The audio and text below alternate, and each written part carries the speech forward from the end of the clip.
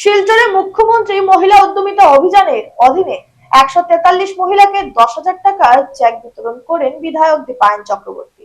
অসম সরকারের মুখ্যমন্ত্রী মহিলা উদ্যমিতা অভিযান AMUA প্রকল্পের অধীনে শিলচরের গান্ধী ভবনে শুক্রবার বিকেলে স্বনির্ভর গোষ্ঠীর 143 জন মহিলা সদস্যকে প্রত্যেকে 10,000 টাকার চেক বিতরণ করা হয়েছে।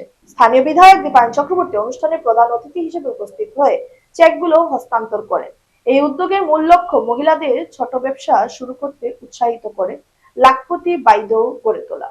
বিধায়ক দীপায়ন চক্রবর্তী মুখ্যমন্ত্রী ডাক্তার হেমন্ত বিশ্ব শর্মাকে ধন্যবাদ জানিয়ে বলেন, এই প্রকল্প মহিলাদের আর্থিক স্বনির্ভরতা অর্জনে সহায়তা করবে এবং গ্রামীণ পরিবারগুলোকে শক্তিশালী করবে। তিনি আরো জানান, তার বিধানসভা এলাকায় ইতিমধ্যে বেশ কয়েকটি উন্নয়ন প্রকল্প সম্পন্ন হয়েছে এবং আরো অনেক প্রকল্প চলছে। অনুষ্ঠানে মঞ্চে উপবিষ্ট ছিলেন ASRLM এর ডিপিএম বিপ্লব কুমার নাথ ও সুনিতা সিনহা।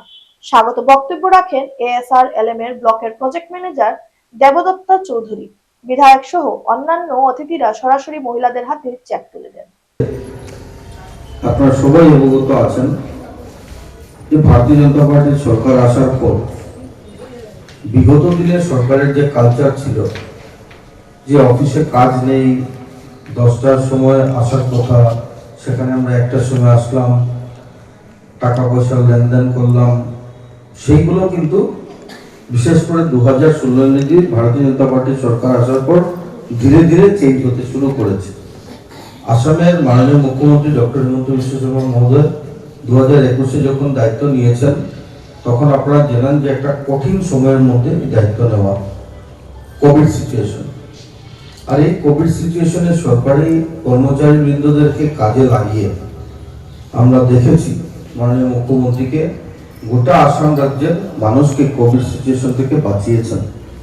যে মৃত্যুর হার ছিল, সেই মৃত্যুর হার কিন্তু বিভিন্ন রাজ্যের থেকে অনেক কম ছিল। একমাত্র শুধু সম্ভব হয়েছে আমাদের সম্মানের মুখ্যমন্ত্রী আর আমাদের যারা অফিসিয়াল যারা স্টাফ আছেন তাদের জন্য সেটা সম্ভব হয়েছে। অসাধারণ পরিশ্রম, রাত্রি দিনে পরিশ্রম করে সেগুলো করেছি।